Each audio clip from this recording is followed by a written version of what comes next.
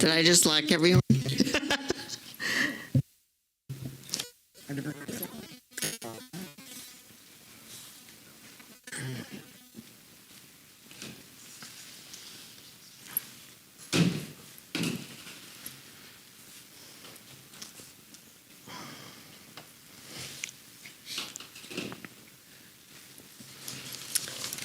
I'm going to go ahead and start. I'd like to call the meeting to order. Wednesday, July 19th. Roll call. Lori, Mike, and Josh are absent. And so is Tina, but we think will be arriving soon. Attest to publication.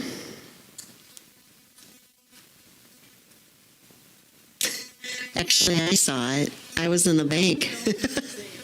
I saw it. You, Joni, you've been out of town. You're good. Approval of the agenda. So moved. I'll second. Motion by Joni, seconded by Shelley to approve the agenda. All in favor? Aye. Opposed? Motion carried. Thank you. Lisa will read the district mission, vision, and values and the Board of Education collective commitment. Mission, Bangor Pride, a small school building big futures. Vision, an innovative small school creating excellence through personalized learning and relationships for all. Values, student-centered, small class sizes, continuous improvement, professionalism, opportunities for all, safety, foster community, sustainability. The Board of Education collective commitments. As a member of the Bangor School Board, I will be an active listener who is open-minded, respectful, and inquisitive. Together with one collective voice, we are committed to forward thinking while strategically prioritizing for our students, staff, and community now and into the future. Thank you, Lisa. Public comment? None noted. Approval of the minutes from June 14th, 2023. I move to approve the minutes from the regular meeting held Wednesday, June 14th, 2023. I'll second that.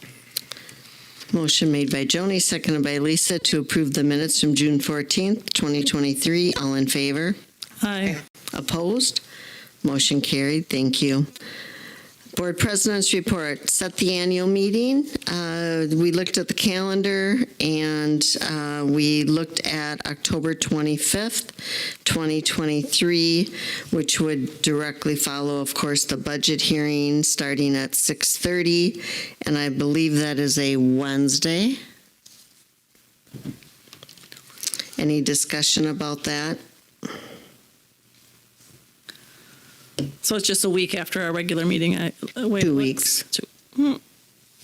Oh, that's right. Sorry, we're on the 2nd normally. Yes, 2 weeks. Am I reading that correctly as the annual meeting? Is at what time then?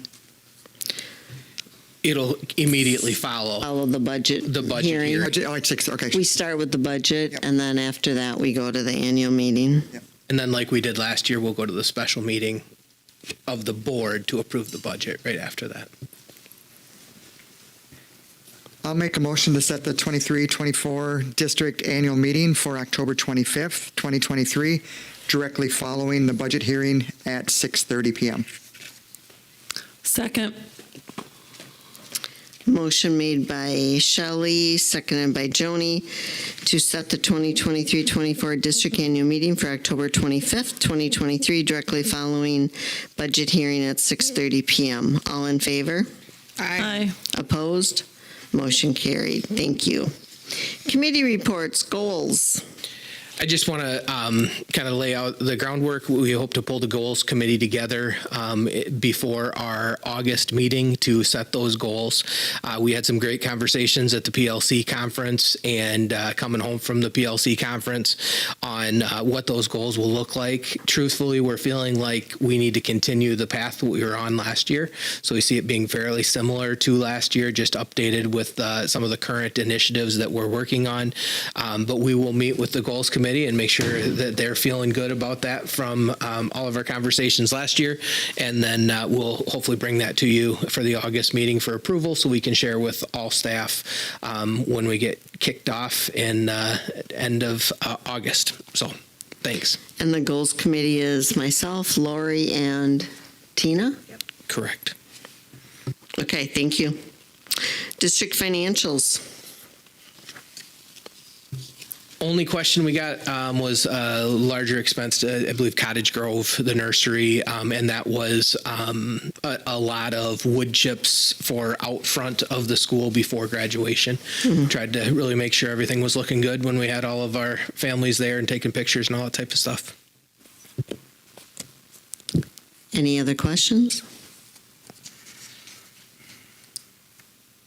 I'll make a motion to approve. Second. Motion by Tina, seconded by Kelly to approve the financial as presented. All in favor? Aye. Aye. Opposed? Motion carried. Thank you. District reports, informational Raptor Visitor Management System introduction. Yeah, I'm not going to spend a lot of time on that, but I would encourage the board, if you haven't, to make sure you read the letter. We're going to be sending it out to families fairly soon. As you recall, we did approve the purchase and setup of Raptor back a few months ago. I think probably. I think it was February or March, that we would work with that, especially during the construction time when we had contractors in and out while our students were present at school. So we have that system in place. Everything is working. Jean has a sign-in station in her office. There's one in the Nexus trailer, and Terry will have one set up at her desk at the elementary school too.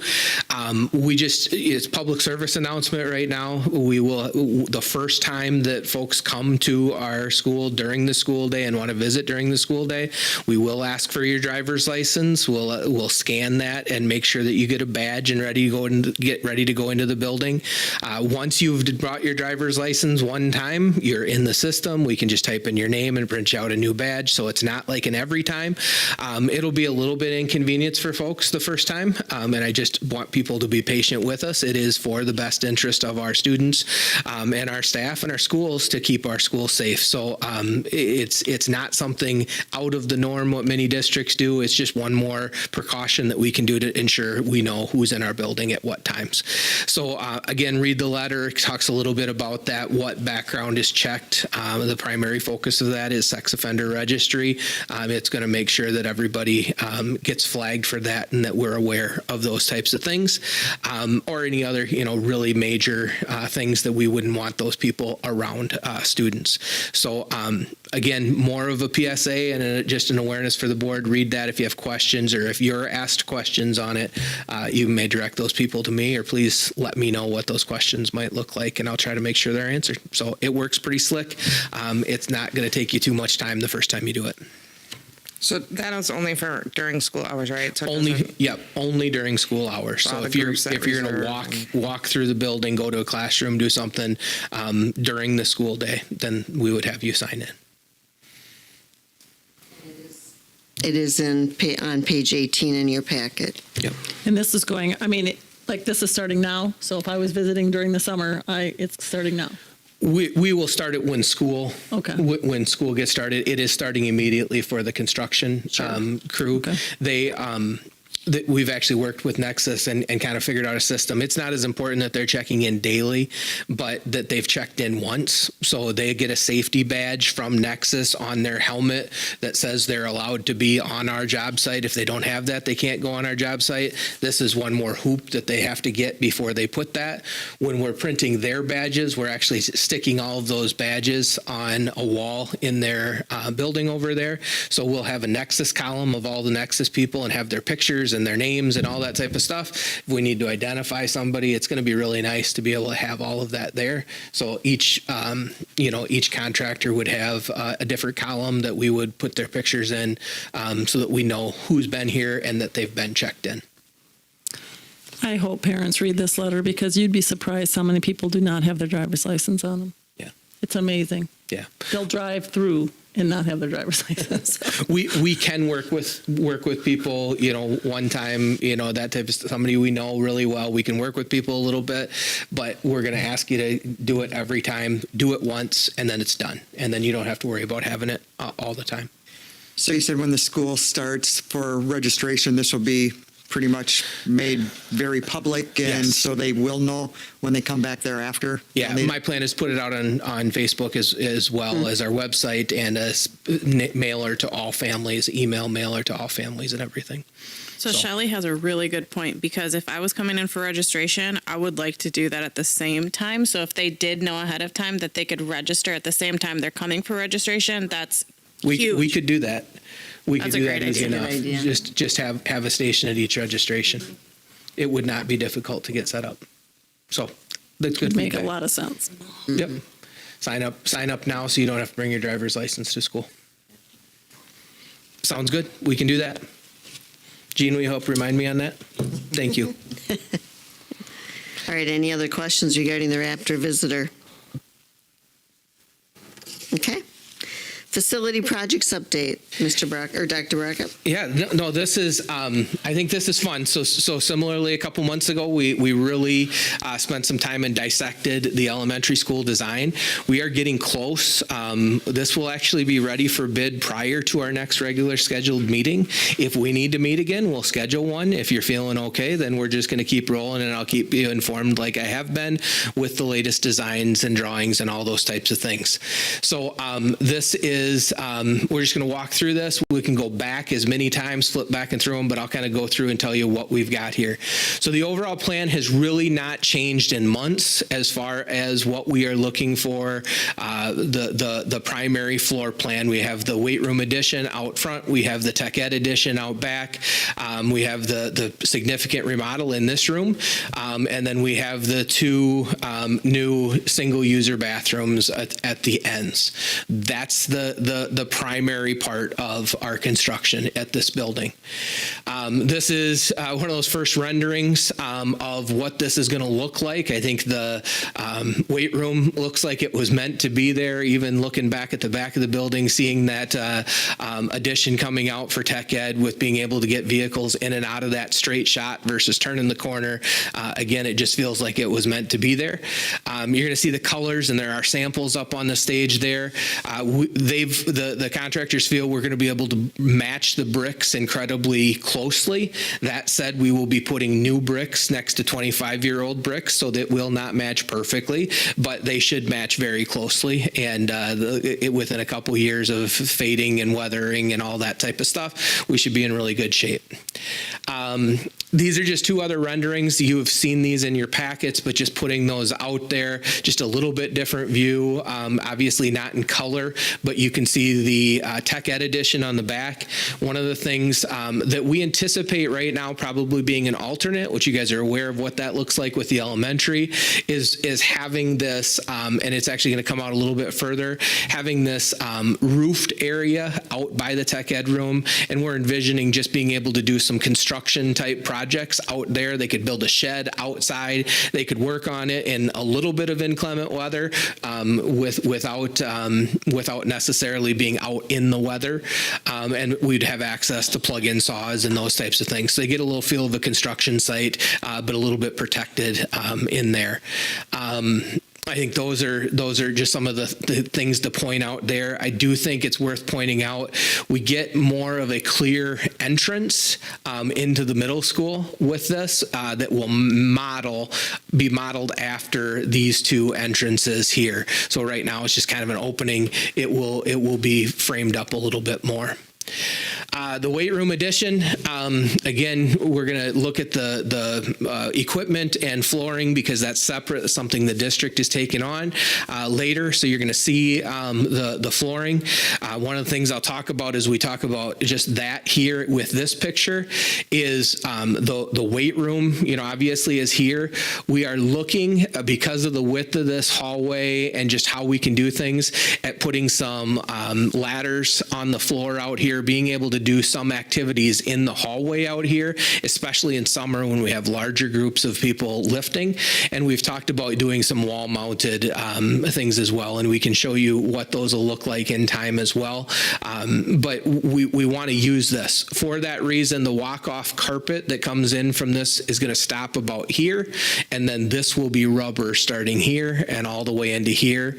This will all be walk-off carpet coming in from the front front entrance. So from the front entrance, again, for those middle school football games or middle school track meet or something else that's going on, we will be able to lock this door, and have folks come in and just use 2 bathrooms here versus having full run of the building. So we're looking forward to that. There's going to be a cubby area here. If we do have people coming in at some point in time, they can put their things here, go into the weight room, work out, come back out. These will have showers in them for the coach or for the officials and those types of things, and those shower rooms will actually lock during the school day. So those will be single user bathrooms that will be accessible off of the commons area during the school day, and they'll just be a bathroom, not a shower and everything at that point in time. So we really tried to think about how we can use that. The equipment storage area, middle school football specifically there, getting them out of the yellow shed, the locker room that they will use during football season, but we will also be able to use for basketball games and volleyball games as a visiting locker room type thing as well. So I think it's really going to set us up well to have that extra flexibility of that space. Again, we went more single user type function in here for showers and those types of things. So it's a unisex, either gender could use it depending on, what event is going on. So a girls team or a boys team could be in there. So any questions or anything there? So the glass door is an overhead door. And again, it's thinking about how we use this and supervise this space as part of the weight room. So we would be able to open up that door. We just get better flow in and out and be able to go through that door better than just a couple of walk-through doors. Did you say you're putting a bathroom in a shower in the coach or ref room? Or These 2 bathrooms, there'll be a toilet and a sink in this small area here, and then these are shower rooms back here. So it's a place to put some stuff. That will lock separate from the bathroom. So when we want to open them up for officials to use after a game, we can unlock that door, and then they can come in out of their room, use this bathroom, use the shower, and be set up that way. We think those will get used? Yes. We By do. the officials, they will. They were, Yeah. Yeah, I talked to Paul about it, and he said that's one thing when he officiates, he really appreciates when they have a shower there. I'm just asking because I know, like the kids, I don't think any kids hardly shower after anything. No, students no. But Serious. the officials, because they get in a car a lot of times and will drive an hour or so. And again, we've been clear on this. Right now, we are designing this, building this for our classes and for our athletes. That's what we have designed this for, what we've planned it for. If at some point in time we want to open to the public, that would be the place where public could come in. They would have access to a single function bathroom, shower, early morning hours, evening hours, whatever it may be, before, early morning before they go to work or whatever it may be. So we're trying to think if that were an option. We're not planning for a full locker room for them. We're just saying, if down the road that became an option. Again, our primary focus has been on our students and our athletes. Go ahead. What are the doors right there that say from 1-6 in front of them? Is that from the gym going? Yes. Yeah, so this is by the boys' locker room right now. And this is still fire egress. That's the width of this hall, and the way that these doors all lock, this is fire egress to get out of the gym. This is no longer required to be fire egress out of the gym, so this will just be a glass panel and single user door through there. Is there a girls' locker room? Well, there's boys and girls off the gym. This is, and those will be our gym locker rooms will be boys and girls locker rooms. This is a multi-gender. So for a boys basketball game, a boys basketball team would use it from the other team. For a girls basketball game, a girls basketball team would use it. Our teams outside of our middle school boys for football won't use that, if that makes sense. Middle school football needs some. They're changing in the shelter. They change in the yellow shed out there. So we're trying to get them in the building. What's this boys in the right? That's the boys' bathroom right here. Bathroom? Okay. Yep. So the girls' bathroom for the locker room is down here. Yep.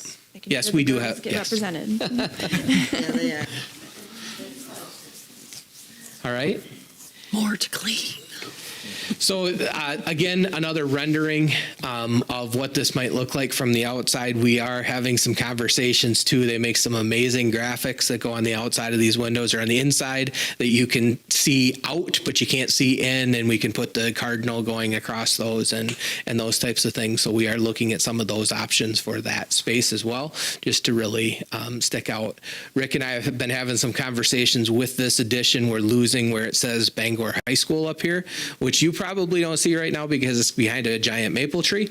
But we're thinking it's probably going to get relocated out here with some signage at some point in time. So you're leaving the other signage by the middle school where it is? Because I seen that was still in the. It is still there right now. Yes, we could move it. Is the trim We- changing to red? We have not got that. No, the red that you're seeing is the brick. So there's two tones of brick on the school right now. Again, the rendering colors don't come out perfect, but the materials are right up there on the stage, and you can take them outside. They match what we have. Okay. This is the weight room, the equipment layout, and there's a few pictures of this. And they told us when you put the black floor under it, it's really hard to see the renderings, and they're right. So there are a couple of these that don't have all of that. But you can start to see in here, there'll be 12 lifting stations in here, racks between them for storing all of the weights and the equipment. And then this outside 10 or 12 feet, I don't remember, is the turf, which will be a black turf with the sewn in white lines and the red B. We have sleds on our order that they can put weights on and push the sleds up and down that turf. We have battle ropes that will hook over here, and they'll be able to do 3 battle rope challenges across there.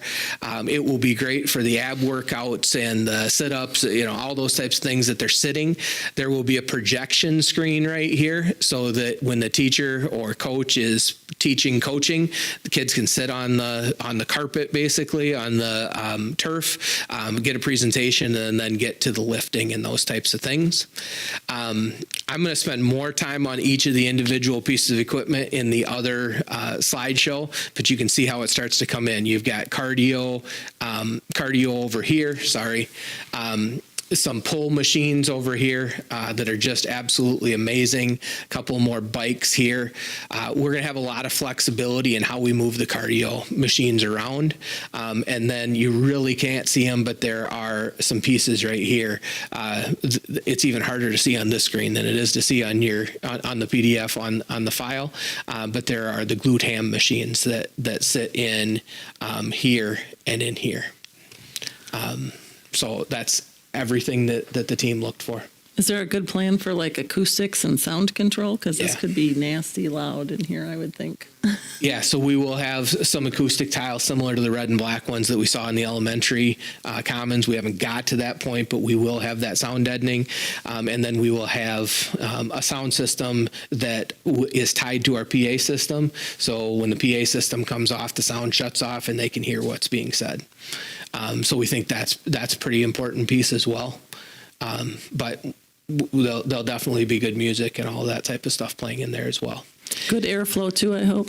Yep, air conditioned. Thank goodness.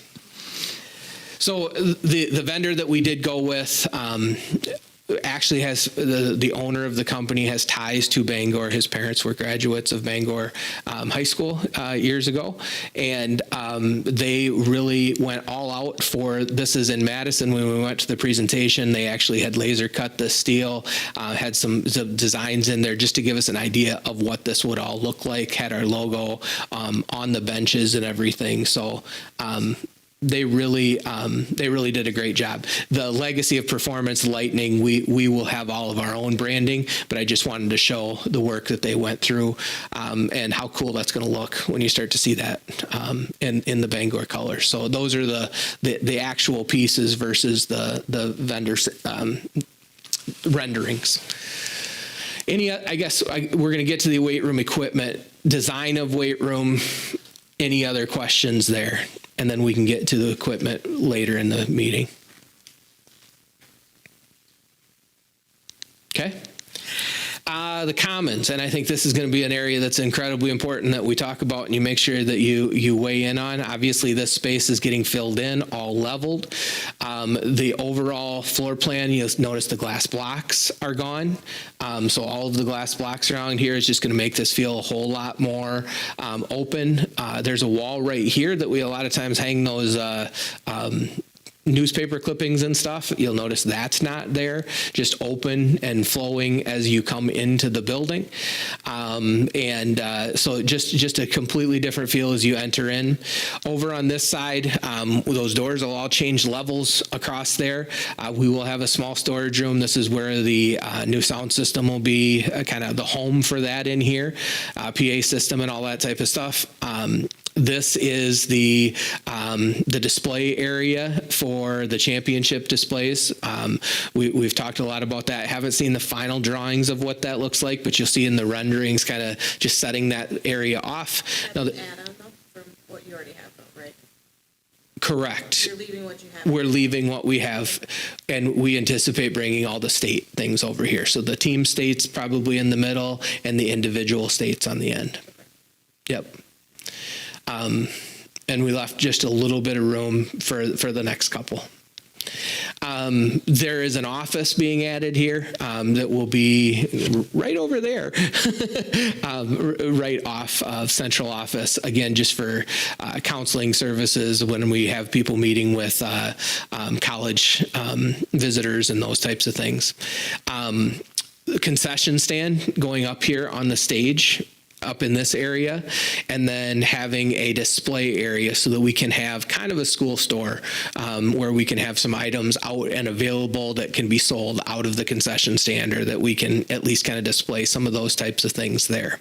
So that's the floor plan, seeing it from above. You're going to see in the central office hallway, first of all, the glass box, or the mousetrap, as Jean refers to it, stays. So the multi-phase entrance into the building stays just as it is. This hallway, the door to the back of the stage gets closed off. There's a small opening here that we will be able to flow in and out. So it should, our hope is that, lunchtime when kids are entering, we'll be able to bring kids in here and here versus all kids coming in through here to the lunchroom. And then obviously when they exit, they'll be able to go two places as well. This hallway then just opens right up to central office then. All right. Sorry. The display and That right now is a concession stand, yep, so it'll be storage. right here, storage. Yeah. Yep. And I think our sound controls will be in there. Yep. Kind of we've been talking about also. Yep. So this gives you a look of what that looks like in the rendering. It's really fun when you start to see color go in and see the three-dimensional. So I think, the first thing that maybe pops into eye is the championship display area over here. We envision this becoming the center of presentation. So the board meetings would set up now over here, and everything would, people would sit kind of on the ends and look sideways at this, versus being way back there at the back for a presentation. So when we do awards nights and those types of things, we'll set up there. We'll have a small stage that we can raise up there. So I think that really, you're just kind of changing the mindset on how we use the space, thinking about that. The concession stand, big window, obviously a door to get into the concession stand, and then this is showing the glass display area. One of the things that we've run into is it is advantageous for this not to go all the way to the ceiling. One, for what it does architecturally to look at the space, and two, if it goes all the way to the ceiling, we have an HVAC issue. So this is actually open, and these are boards stood on end, and I don't believe they're boards, actually. I think they're aluminum, and they look like wood, that will allow ventilation in and out of the concession stand. So it becomes part of the same room versus a separate room, and that way we can use the HVAC from the room. So there's some design reasoning for that, and I think it looks pretty darn cool as well. You see we're building in a few a few high top tables around a couple of the posts. You start to see some of the design come together there. This is another shot of the concessions, and you can see that wood feature or aluminum feature that looks like wood. It's got a curve to it, kind of a natural flow of how things look across there. And definitely a easier place to line up people for concession stand and those types of things. The floor, we've taken the colors that we've developed at the elementary school. So the gray field is the majority of it. Just the idea, and we have not finalized, but the idea of a few lines, kind of random lines, overlapping of the accent colors, not to be too much, but to be something to bring in a little bit of color. And the cardinal is intentionally purposed. So when we have a stage right here, and we have tables starting about where they are, or chairs starting about where they are, the cardinal will be visible. So when we set up for a board meeting, we will be here. The cardinal will be visible as part of those types of events. So just kind of thinking about how that all looks on a daily basis. Obviously, when there's lunch and stuff in here, we'll probably have tables on top of them, but that will be laser cut into the floor. We went back and forth on what we do in the entryway, and we really came to a floor mat that fills this area that is very similar to what we just put going into the gyms. Is going to be a great product to put there, and will really display a lot of color. So we're not showing anything different in that space, but we'll still have a floor mat there that looks great. Any questions on that? Jump in, Rick. Furniture that you have right now? Sorry. You can give me the table and Yeah. chairs that you have now to blend. And our plan would be to have some high top tables as well, where you would have fewer seating on them. But they would match those also. Right now, we have all of our tables seat 8. Kids don't all want to sit 8.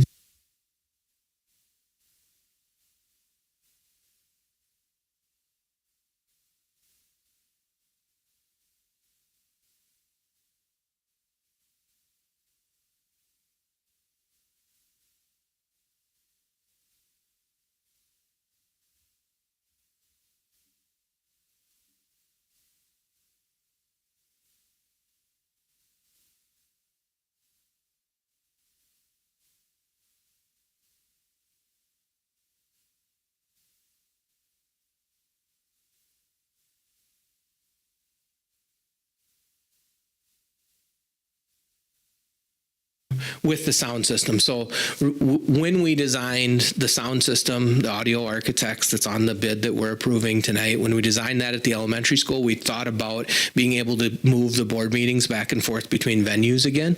So they're going to be set up very similarly.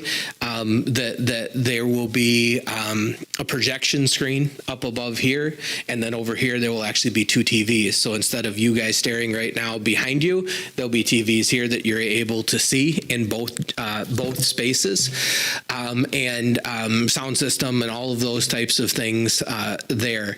The other part of that is with that design, when we turn on the projector to project to that screen, which will be built in, it will automatically bring the shades down. And then when we're done, we shut the projector off, the shades will automatically go back up. So it's all built into those controls. So be very nice. Any other questions on that or anything else I've missed, Rick, on any of those? No, I think we're good. Okay. So the middle school tech ed or middle school high school tech ed edition, auto edition.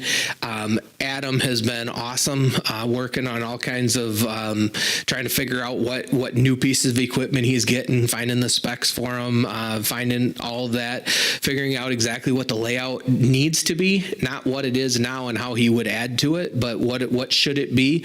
And basically everything's going to come in overhead versus where there was buried electrical and everything. Everything's going to be coming in overhead in both the woods and metals area. Again, you think about we were doing everything that we're going to be doing in these two spaces. To be able to spread that all the way out is just going to be amazing. There's going to be more space. And then if you throw in this area here as extra classroom space that's undercover, it really helps as well. So we do have our first floor plans, and Adam actually cut up, moved things around and sent it back to them where he wants things. So the architects are working on that. One of the significant, a couple significant changes is there will be a wall here that separates the dust in the woods area from the sparks in the metals area, which we think is a very good idea. And what we were looking at is the welding booths that we have are really truly appropriate for a classroom welding, learning how to weld. But we've got more welders than we've got booths. So we were talking about where do we store all of these extra welders, and then you have to switch them out and all that type of stuff. And we really had the conversation, well, why don't we just build a booth for every welder and then have more kids be able to weld?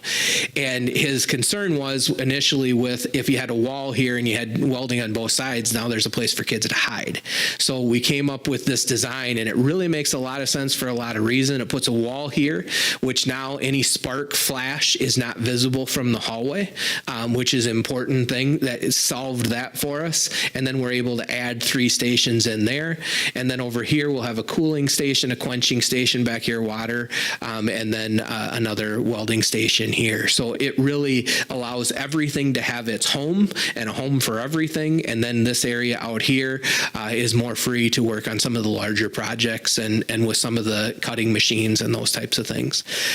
He will be putting in this area the tire changing station. We did purchase with some title money another lift, so that is ready for us when this comes to fruition. It's ready to be installed. It's a little bit heavier lift than the current one we have, and we will be taking the new one that we just bought or a couple years ago and moving that out here as well. We had one. We're moving that one, and then we're adding a second. The third one is an open bay Yep. without a lift. So right now you have one, but you're adding another. Yeah. Yes. Yep. My husband's eyes just lit up when I was showing him that. It's going to be amazing, and the small engines area will be able to be in this area. We're going to do some larger rack storage across here for extra 2x4s, 4x8 sheets, just a lot of the materials. Big part of why Adam has struggled in there is just not having space to put those types of things, and so we're really trying to take advantage of some of that space as well. And Tina, that second lift, Adam requested something for heavier trucks. Right now, the lift that we have works for most vehicles. He feels very comfortable with that, but he wanted something a little more heavy duty for some of the bigger trucks that kids tend to drive now. Yes. The last one is a pretty minor one, but again, for some of the student project storage, he has this large storage area that wraps around his office, and right now this wall is not in place. This area back here has just been kind of chocked full of things, and he knows that we got to clean that out, but he has not allowed kids back in there because it causes issues. So this area right here, we will open up, and that will be for the student project storage, and then we're going to put a wall across here. He already has the door into that space from his office, so he can put his extra saw blades and his extra things in there that he doesn't want kids to go in and just take without his knowledge. So he just has to go through his office to get those items, and then this part of that storage really solves some of his problems for the student storage. So we've really tried to think through a lot of those pieces. We did have some overhead doors initially, and we talked about they're going to be up more than they're down, and when they're up, they're going to get get covered with dust and dirt. When you put them down, you're not going to see them. They're going to look gross. So we did end up going just with walk-through doors, double doors with no mullions for all of those spaces in there as well. So there's doorway here to get from here to, from these spaces, and then a doorway here. We had originally talked about doing like overhead garage doors, and we didn't want just the dust to build up on them because they would be up more than they were down. So by switching them to just a walk-through double door, we can still get the space to get things in and out. But we have doors that just close easier, open and close easier. It's a wall with windows. This is from all 4 feet up. from here to here is all wall with glass. This is a doorway, and this is a doorway. Why would you have glass in there? He could supervise both sides. Supervision. So you're doing both, he's doing a class of both. He's having to do both sides, not just one. So he doesn't Correct. have just a welding class. He doesn't have just a woods class. He has to do both. He may very well have a full class over here and an independent study with somebody over here. So he needs to be able to see what's going on in the next space. Or vice versa. I mean, a class over here and an independent study going on over there. Yeah, he takes independent study students each year. He does not have any free periods open. So, I mean, that's the only way that some of the kids that are advanced can actually get in there if they've taken the other classes and it doesn't fit in their schedule. Very selective. I mean, he doesn't it's because of obvious reasons, but yeah. Just a comment from having kids that have recently went through these classes. I think this will be so much more productive. I mean, I hear from, my son that he takes a welding class, but since you don't have enough space or enough welders, there's just a lot of downtime where they're waiting for somebody to be done with a welder so they can use it. I just think it's going to be so much more productive for the kids. Yeah. And less twiddle time is good. On both sides, there will be some equipment that we're purchasing, so he's duplicated, like 2 bandsaws versus 1, because that's a high use area, so being able to do those types of things. So I think that's going to be really valuable as well. All right. This gives you an idea of the metal side and the new partitions and stuff in here. There is a flash guard curtain that hangs, but that's kind of visible. You can kind of see through it. That gives you a look into the new autos area with the 2 lifts and the 3 garage doors there. Drain is important. They don't have them in here, but the vents so that you can have a vehicle running inside with the exhaust being vented out and all those types of things. All of that is being engineered to be put in there as well. And then the last thing on this building, and it's not the last, but it is a last one on our list today, is the 2 new bathroom additions. So on both ends of the building, we'll have a couple of single-user bathrooms, which I think will be advantageous. We did make a little tweak in this one from an original design where we were talking about having like a community space, back in there, and we need the storage more than we need a place for kids to be able to hang out. So we have changed that and have access to that from the business ed room. So that is that. And we're able to keep lockers there then as well, Yep. which we would have to tear out. Yeah, thank you. Color palette, same as the elementary. We don't have this anywhere right now. I know that was one, and these have gone away, and we'll use similar tile to what we use at the other building. But we really don't have one of those accent walls here like we had over there. Important timeline. So August 3rd, we are looking to have the design complete for this building. Again, you'll get some additional updates. We want to meet in between there. We sure can. Available for bid by August 8th. So the design is complete. Nexus has to have a couple days to make sure everything's ready to send out. That's for our community to know. They will be able to bid on this. Bid dates are due September 7th. You got Labor Day in there, so we need to come back together for another board study session like we had on Monday night. It'd be the night before our board meeting on September 12th to set the, or, to look at review the bids so that we're ready to set that next GMP, or yes, GMP. And then we would do bid approval, that setting the GMP at the September 13th meeting. Groundbreaking somewhere around September 19th. We intentionally put that a couple days after that because this one will be able to include the contractors that will actually be doing the work, which will be great, and site and contractors on site and working by October 2nd, and actually breaking ground on the way this is being designed is the weight room will be first, and then they can move to the Tech Ed edition. And that is strategic for the size of a contractor that can take on the job. It's better if they can do one and then move to the other. It's more advantageous for them to bid it that way. So with that, we are hoping, the interior work then will happen in that long summer of 2024, August of 24, coming together, being done, and commissioning out. Our weight room, what we are shooting for and what we're being told is realistic is if they start with the groundbreaking and get things going at this point in time, by the end of this school year, we should be moving into our new weight room, and our athletes will be able to use the new weight room for summer of 2024, even during all the other construction. So that's kind of exciting. All right.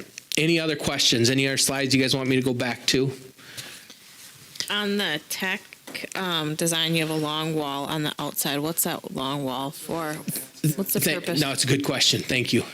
So if you look at this, a couple things. One, right now, our dumpsters sit like way back here. So we need a place for our dumpsters. We're working really hard to try to figure out how to not have a lot of stuff sitting out. This is a taller wall so that we can set some items along here and they're not visible from the interstate.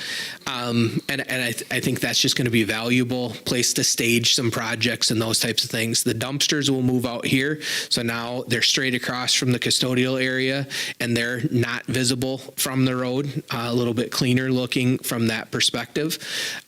So it's just kind of a shielding, and there's a little bit of retaining wall happening there because that drops off pretty steep.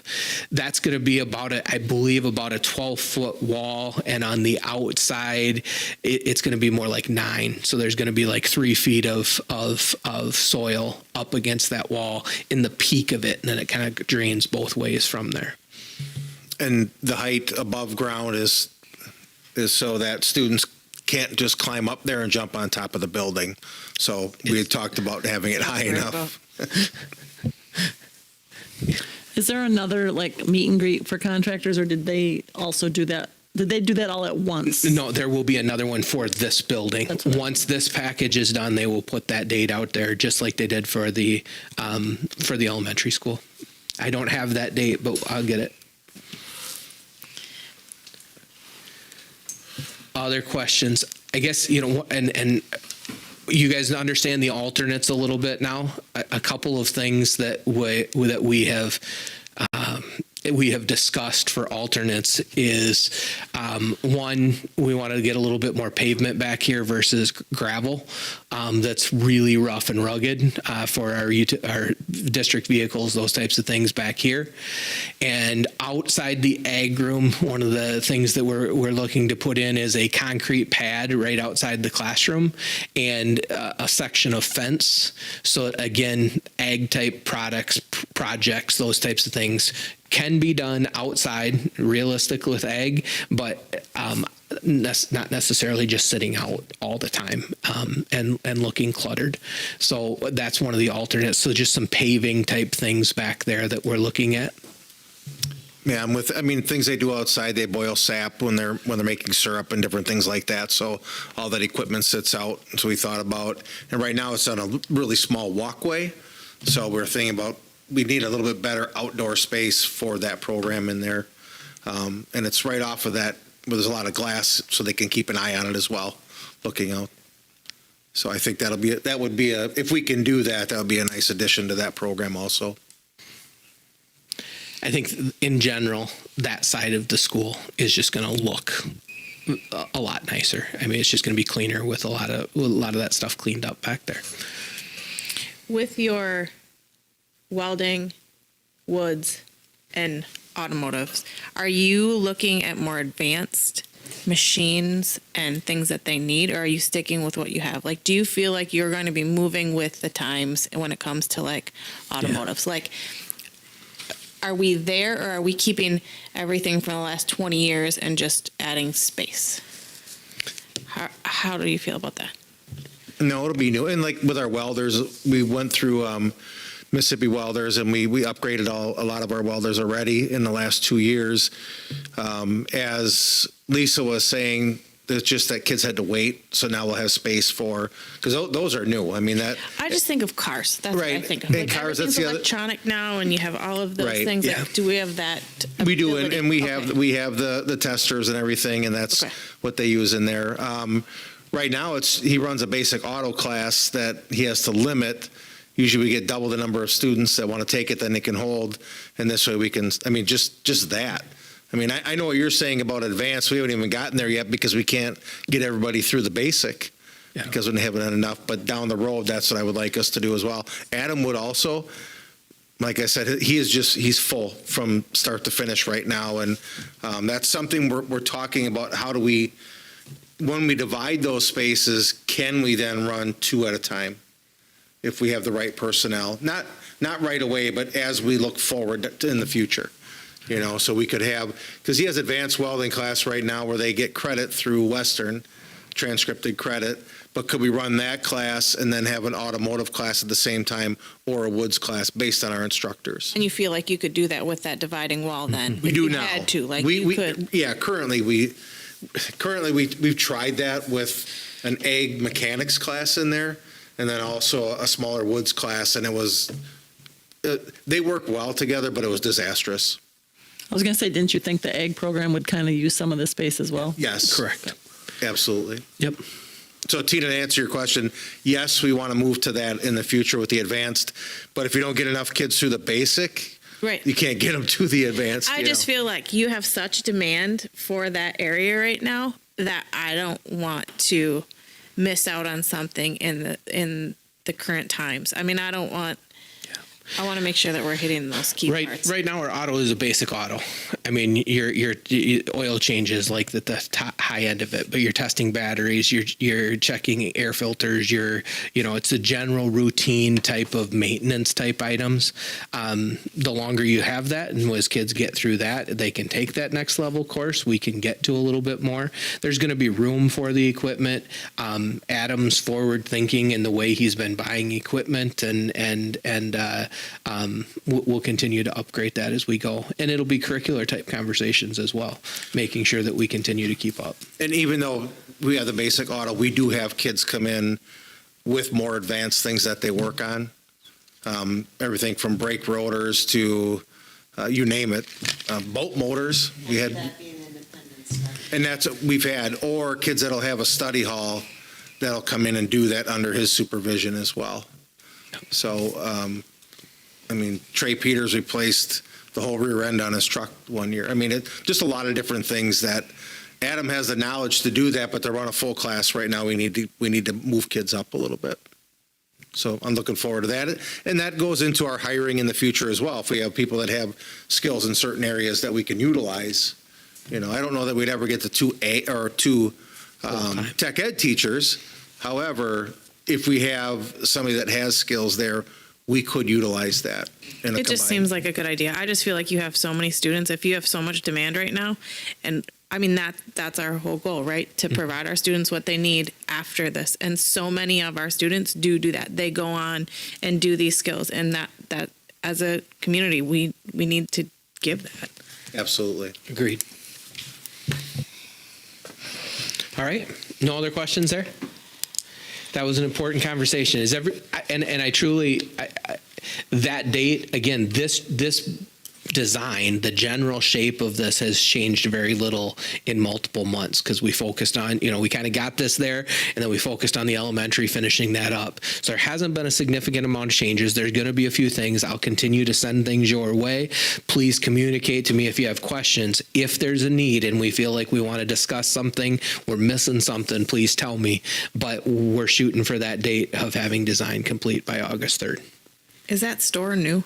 Because I don't remember seeing that yet. No, it's a little bit bigger in this picture than the last one, but it's been there all along. How will that function? So I saw the glass. So is that something that people can walk in and shop, or just window shop and people access it from the other side? I think right now it's set up to kind of window shop, not to go in. Just display a few items. We could use it as an art display too, and not sell things out of it. It's just a nice corner, display area. And possibly tech ed items to sell. I mean, school-based things. Our new business ed teacher did ask about running that as well. So we may run an entrepreneurial class maybe, which would be running that. All right. Any other questions? All right. David, you can continue. Elementary bid selection, set initial GMP. So there was a couple questions on this asked, and obviously we asked a lot of questions at our study session on Monday night as we reviewed each of the contractors. Basically, what we are doing tonight is we are approving an amendment to our contract with Nexus. We are still contracted with Nexus. We are not individually contracted with each one of these people. We are contracted with Nexus, and these are the people that they're hiring. There's full transparency. We have the opportunity to, say, no, we'd rather not have somebody, or we would like somebody. In this case, what we're looking to approve tonight is the guaranteed maximum price to include the elementary remodel and new construction. That it will be set at $12,656,869. The list in the public content there shows the site work by Olympic Builders, general construction by Borton Construction, roofing by Lediger Roofing, openings by Lacrosse Glass Company, tiling by Schmidt Commercial Interior, acoustical ceiling panels by Polinger, flooring by Macor, fire protection by Summit Fire Protection, that's the sprinkler system in that building, plumbing by S&S Mechanical, HVAC by Hengel Brothers, electrical by P&T, controls by Winona Controls, audio architects for the sound system and video system in the commons area over there, and Winona Heat and Vent to test and balance all of our HVAC and plumbing and systems and everything at the end of this. So the document there shows the entire GMP and where the money is going to get, or how we add up to get to that $12,656,869. The actual budget for the elementary school right now was originally set at $14,695,989. The approval, with this approval and the other costs that are not part of the guaranteed maximum price for construction, is $13,177,075. That puts this project currently 1.518 under budget. So we are in a very good place. The competitive bidding process did what we wanted it to do, and we were able to select the best prices on all of those things and put us in a really great place. We can look then to take that $1.5 million, make sure that we get everything right here at the middle school, high school. If we have any dollars extra here, or if we have to dip into that, whatever those funds will be, we'll be able to take to the old school gym gym and continue the scope over there to make sure that we get it right. If we are in a good place after all of that, we can continue on other projects, at that point in time as well. So it is a really good news message for the project and for our community. So I'll entertain any questions, but looking to select the contractors and set the initial GMP, guaranteed maximum price, at that $12,656,869. I do have a question. Were one of these changed from Monday night? Not to my knowledge. Which one were Number you 12. questioning? Winona Controls? Yeah. No. Okay. What were you thinking? I forget who it was, but I was thinking it was someone else that. There was Winona Heat and Vent.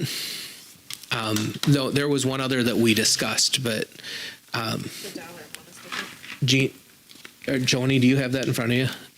Number 12. I thought I still had mine in. What's that? The dollar amount is different. Okay. The dollar amount's different? Are you adding all columns? Yes. I was just going up. So that would include, the dollar amount is different because it's all the alternates. All the alternates with it, yeah. I just was thinking it was a different company for the controls. What were Joni's got the slides because she wasn't there the other night. I sent that to her.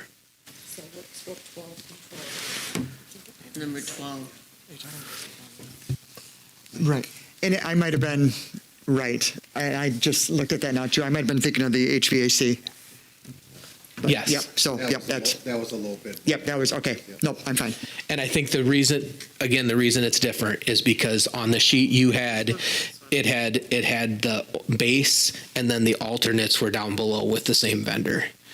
And this document takes them and puts them all on the same. So that's the work scope with that vendor on everything, including the alternates. Okay.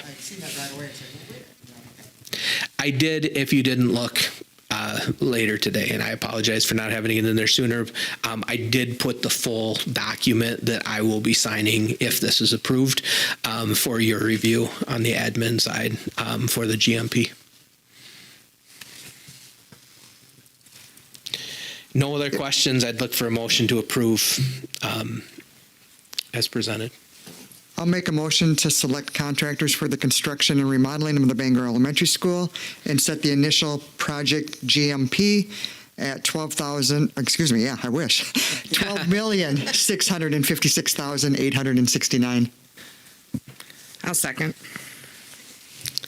Motion by Shelley, seconded by Lisa. All in favor? Aye. Aye. Opposed? Motion carried. Thank you. All right. I got another presentation and look at, Weight room. sorry, I apologize. No, it's okay. This one is really exciting. I think all of us in the team that worked on this had a lot of fun on this process. So I laid out the whole process. I'm not going to read this all to you, but basically early in this process, we decided that we would take on the selection of the equipment for our weight room. We got the general shape design figured out after some tours of UWL, Holman, West Salem, saw a couple different configurations and ideas of the equipment, came back, we set that design with Nexus so we knew what that looked like. We shared that floor plan with vendors. We reached out to 3 vendors to work with us. 2 of the vendors really brought us amazing proposals. We had a chance to kind of go back and forth on those types of things, and we decided we wanted to see their showrooms. We wanted to actually touch the equipment. We wanted to see all of those types of things. We waited for school to get out. When school got out, the next 2 days, we jumped in vans, went to Madison one day and went to Chippewa Falls the next, and checked out a lot of the equipment, and were able to identify what we wanted, make sure that we're getting what we wanted from both vendors. Once we had that list, I actually asked for a spreadsheet from both vendors with their pricing on it. And we went through meticulously, and we said, this is exactly the same number of weights. This is the exact number of each piece of equipment, every rack, everything equal, because there was just little nuances between the two of them. So there were things that we actually unchecked that we have checked back in now that Matrix offered that the other company did not, but we were comparing item to item. And when we did that, we saw a pretty clear discrepancy in the cost, and Matrix ended up being the more affordable solution for us.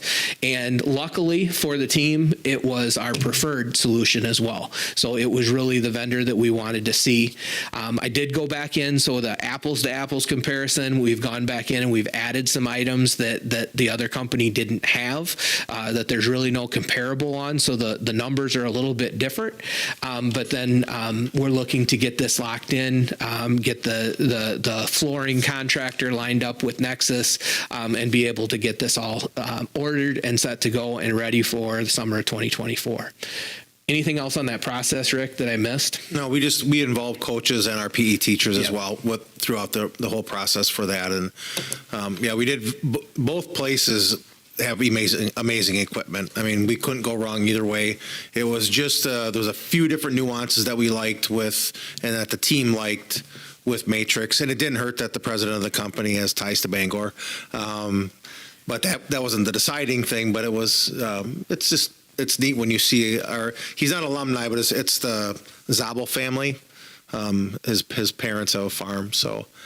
But the equipment turned out just a few things like with the racks, where you have some squat racks where you have they're a lot easier to adjust for students. There's a lot fewer pinch points in there. There's double racks so that you can have multiple heights squatting at the same time, which you're less risk of injury in there. But I mean, both are quality things. Actually, the president of the other company took us on the tour, which is pretty amazing. The one up in Eau Claire. But like I said, it fit our needs a little bit better going with them.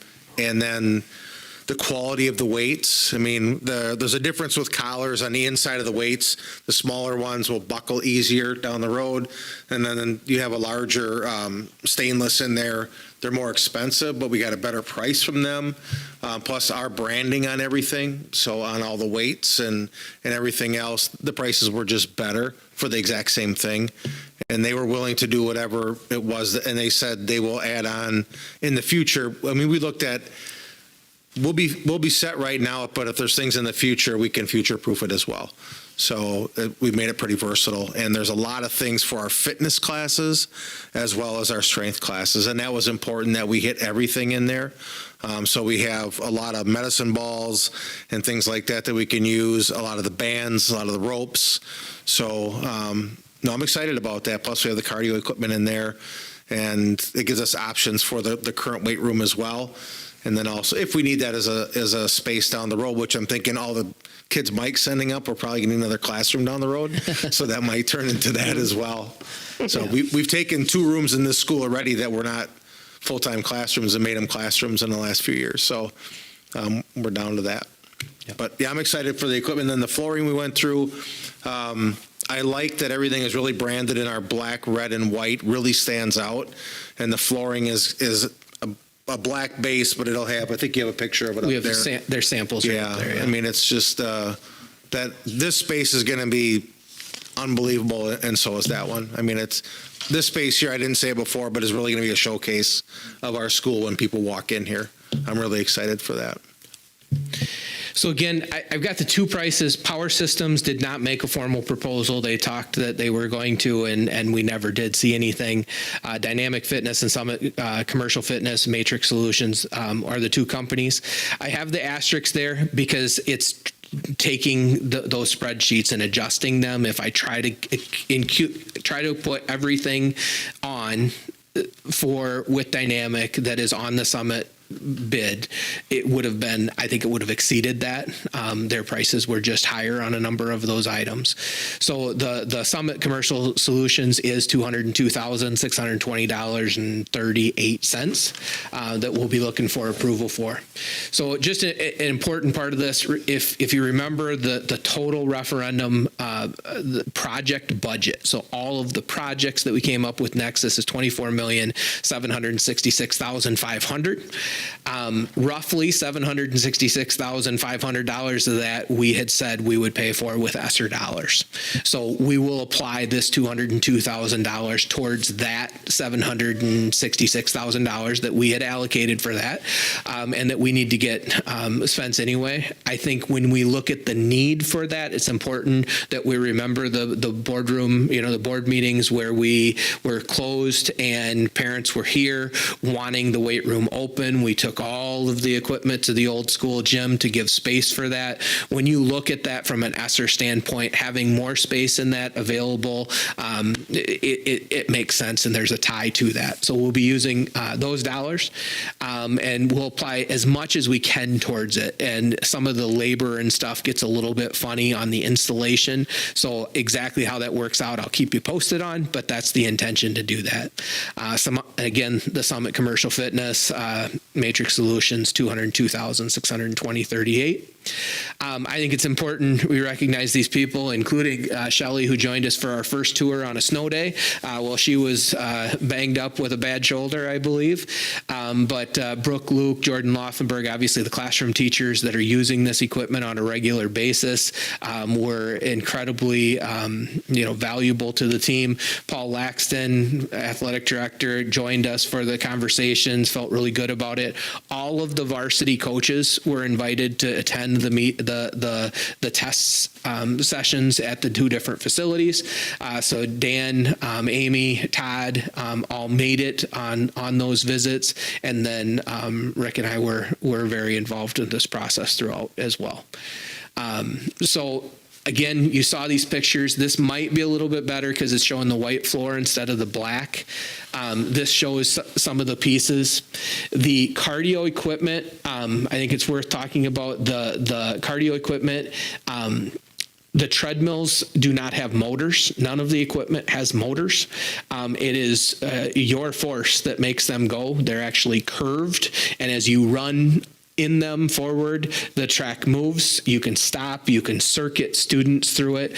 So I really look at it as more of like a performance piece of equipment than just a treadmill that you hang laundry on in your basement or something like that. So there's a couple of treadmills. There is one rower that we're going to try. We're going to see how it's used, how well it's used. We could get more of those if what we needed. There are two of these. What are they called? I think it's on one of the next slides, but it's a step kind of machine, full stride machine, curved stride on it. Again, you can set some resistance to it, just do some incredible activities in it. And again, you can switch from one student to the next in a rotation and really rotate a lot of students through that. We have some amazing bikes that could be used for a spinning class or just individually.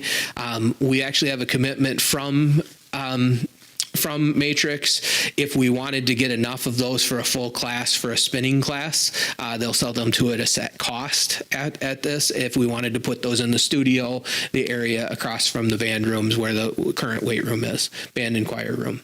So we have that commitment if we decided to do that down the road. These are the glute ham machines. There's 3 of those. And then again, like you had seen, the flooring will be the same throughout all of this area, that rubber with the specs in it. And then these platforms will actually be like a sticker that adheres over them. It gives us the flexibility that if we ever needed to pull them up and move them, we could.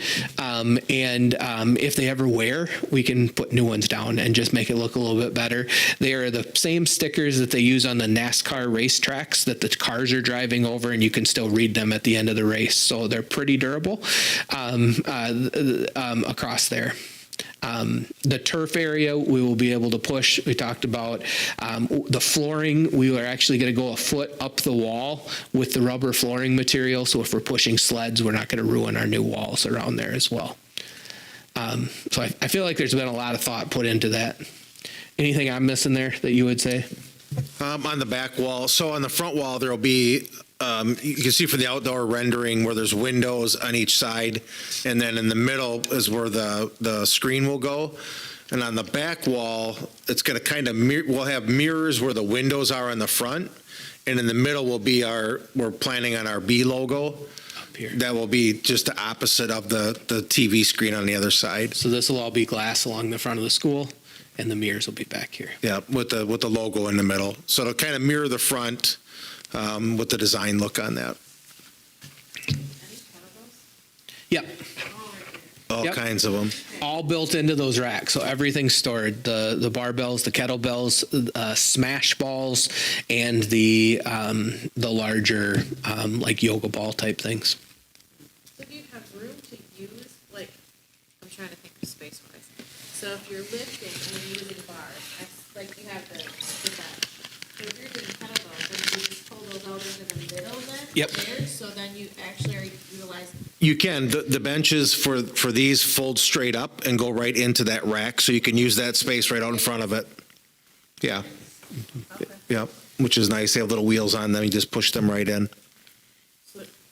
So truly, I kind of did, I know there's a lot of space and we talked about a lot of space, but I was scared to say I didn't think there was enough space, but because when you showed me that, it did not look like a lot of space if you have those benches down, but those fold up into the back wall by those. They just, kettlebells and then- you just roll them right underneath that rack, and then you have that entire area.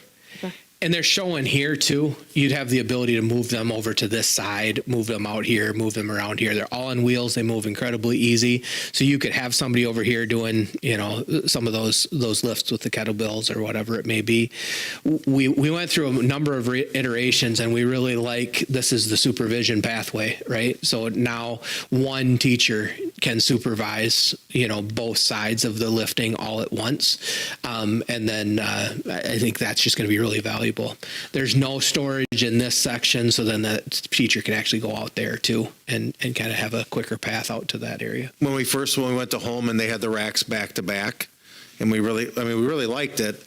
But then as I was thinking about it from a supervision standpoint, from when I've worked in the weight room, you'd need at least two people if you really want to supervise each side. So then that's where this concept was born from that, and we said, do we have enough space for it?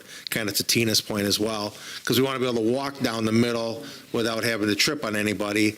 But now I feel like anybody that's in there, you can supervise all 12 racks at once. Much easier than you could the other way. So really, lifting is the most popular and most used, because I was surprised that there's only one tread. There's very few individual type machines. I may have said this to a couple folks when we were in Madison for that tour. The Baki Center is a brand new athletic facility. 4 floors of absolute amazingness on UW's campus, and we were in there, and it was not a school day, but there were still probably 250 kids in there, and they were talking about the fact that people want to lift. They don't want to come in and run on a treadmill. They want to lift. They want to get stronger. They want to do those physical things. So of 250 people that we saw throughout 4 floors of this place, easily you could count on, both hands the number of people that were on a treadmill on something like that. That's the trend at the university level, and we feel like this models that as well. And those were non-athletes. That's what they said. During COVID, it really shifted, and they've actually had to replace a lot of equipment in their other facilities, because we had the UW facility person with us for the weightlifting part. They've replaced cardio to add. Yeah, more. they've had to take it all out, or a lot of it out. That's what we thought. What are you doing with the old equipment? We will sell it. We'll auction it. That's separate. Okay. So what are you doing with that room? So right now, we have it labeled as a studio. So we're going to leave the rubber floor in it. We're going to repaint it. It's going to get air conditioned. We're going to leave the glass front on it, stuff like that. I see it as multi-use. I see we could use it, as a small group fitness class or whatever it may be as part of a classroom. We also have our stage at another building. So initially, when they're preparing like for the musical and that type of stuff, they can use that space right across from Brittany's room to run scenes, do all those types of things in kind of a close proximity to that, use it as a studio. Again, we've talked about maybe there's bikes at some point in time and you could run a spin class and then wheel them all off to the side and do a yoga class or, or whatever it may be. We're seeing that initially as that flexible type, space that can be really between music and athletics.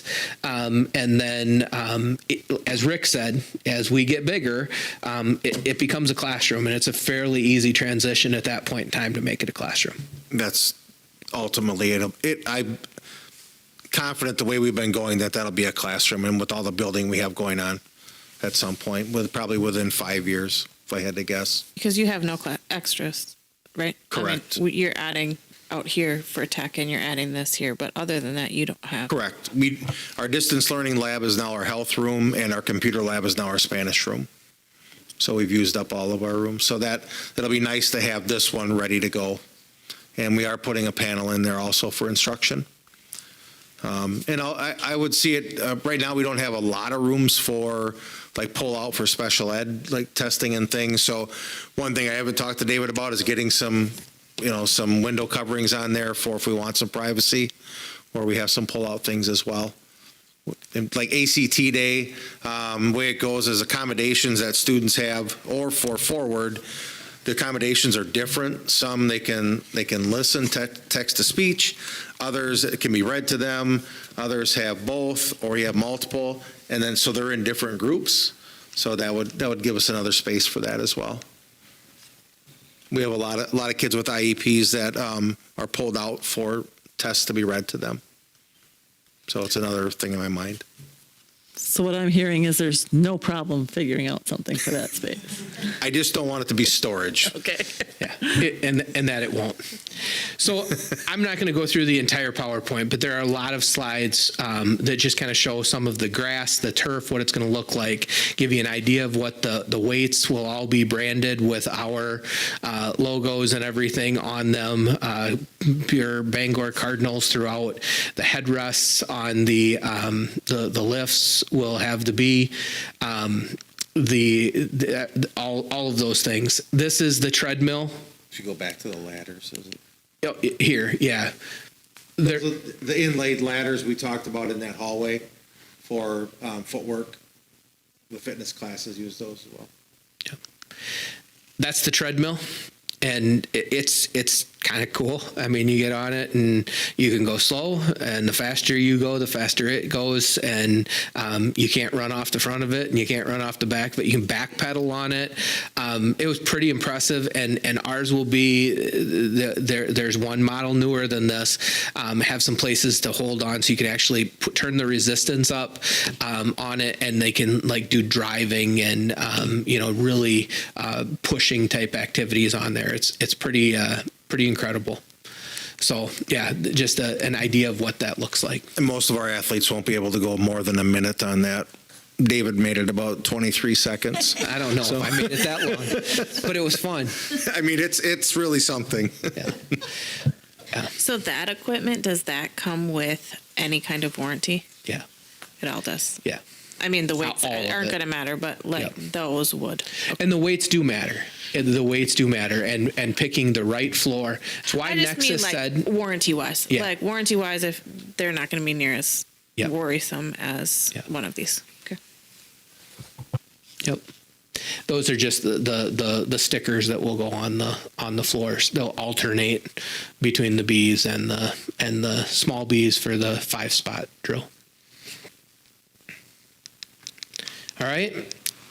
It has been fun putting that together and getting to that point, and we're to the point where I'd love some approval to move forward to that purchase. The purchase of the equipment. Correct, and flooring. That purchase includes that will include all of the equipment, the flooring, and install of the flooring.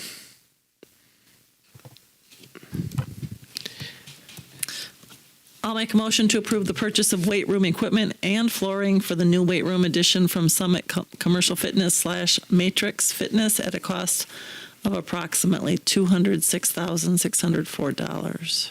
Second. Motion made by Joni, seconded by Kelly. All in favor? Aye. Opposed? Motion carried. Thank you. Breakfast, lunch price. Yeah, we're going to move pretty quickly now. Emily and I looked at lunch prices for next year. We are really in line with our lunch prices with the area. We have a good balance in our lunch account or in our lunch fund right now. We don't want to lose that, and we anticipate that changing. A lot of that is because of the ESSER funds that had come in. So we know that prices are going to have to increase over time. It didn't make sense at this moment to change any of the lunch prices, but our breakfast prices are very low in comparison to the surrounding schools. So we just felt that adding 5 cents to each one of those to kind of creep it up over time made more sense. So all of the prices are putting in are on that document for what the meal prices are. They're all in line, and even with the 5 cent hike, those breakfast prices are still. The prices shown are the proposed new prices. Correct.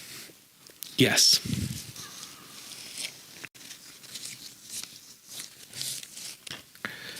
If there are no questions, I make a motion to approve. I'll second that. Motion made by Tina, seconded by Shelley. All in favor? Aye. Opposed? Motion carried. Go ahead. Sorry, I've talked to a few of you about this. We had an opportunity, and I'd sent out an email to bid on some school buses that the Viroqua School District was getting rid of. They are on a cycle where they're replacing 5 buses every year. They have 15 buses, and none of their buses are older than 3 years old with that model. So they had 4 that they were selling at this time. They're 2020s. They have 4-year warranties, so we inherit 1 year of the warranty on that. That's through Mid-State, same people we buy from. We were able to purchase at the minimum bid of $75,000. They accepted that, and we will be upgrading. This particular bus will replace our 2008 bus with 150,000 miles on it that we didn't even have inspected today because it is not in a real good place. The new one that we had already had approved, we will pick up Monday from Marshfield, the 2023 that we had approved, and that will replace bus 6, which did not pass inspection today.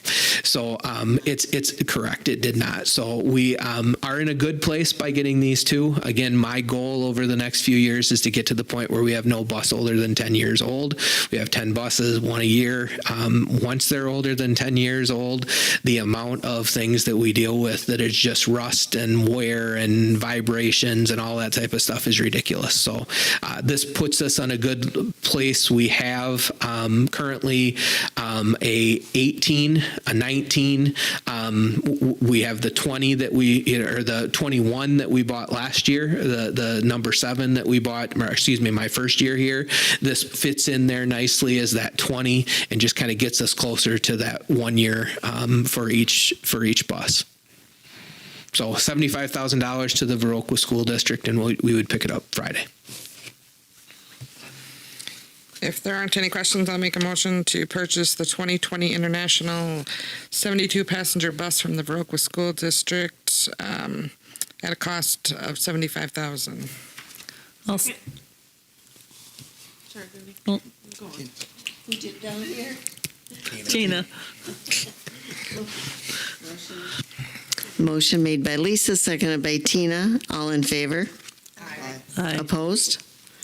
Motion carried. Thank you. New policy, second reading. Should be a fairly quick one. You approved the first reading of the new patriotic activities and observances at our last meeting, so looking for a second approval at this meeting. I'll move to approve the second reading of Board Policy 8802 on patriotic activities and observances. Second. Motion made by Joni, seconded by Kelly. All in favor? Aye. Opposed? Motion carried. Personnel. Mr. Mullenberg. Yeah. Asking for approval, resignation of Rick Bierbauer, our ag teacher. He's given us 10 great years. The program has grown under his tutelage, and I appreciate everything that he's done. He had an opportunity outside of education that came up. He told me he wasn't looking. It was something that he was approached with, and so he said August 4th. I don't know if... No. July 23rd. As soon as the fair is over, he Okay. is still working with our kids at the fair. So looking for approval of that. The ag field is very tight, as you know, for teaching. I will say that we interviewed somebody yesterday, so we have a possibility. So anyway, hopefully next month I come to you with that. But for right now, because he's going to be, he did a lot for our school. Everything is from getting the grants for the greenhouse and everything else, growing that. So he leaves our program in a good place, and I'm just hoping the next person, they'll just take it and put their stamp on it after that. So looking for approval there. I'll make a motion to accept the resignation of Rick Bierbauer as middle school, high school agriculture teacher effective July 24th, 2023. Second. Motion made by Shelley, seconded by Joni. All in favor? Aye. Opposed? Motion carried. Thank you. The second resignation is the motion to accept the resignation of Andrea DeBush as our elementary art teacher effective at the end of the 22-23 school year. Andrea has served the district for 3 years. She student taught with Dustin in our art program, and then came to a part-time position, and then we were able to get her to full-time.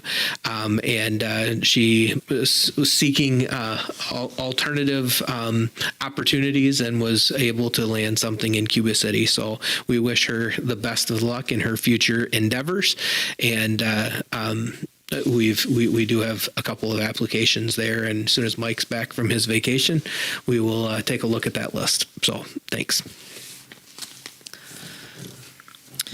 I'll make a motion to accept the resignation of Andrea DeBausch as elementary art teacher effective the end of the 22-23 school year. Second. Motion made by Lisa, seconded by Joni. All in favor? Aye. Opposed? Motion carried. All right, now I get on to better news. Back to the egg, I just wanted to say that Holman's has been open since March, so for us to get an applicant was really good. So looking for approval of hiring Lindsay Gunther for our middle school ELA teacher. She is coming from the Toma School District. She has 11 years of teaching experience. Excited to bring her on board. I think she'll be a good fit with our ELA PLC team.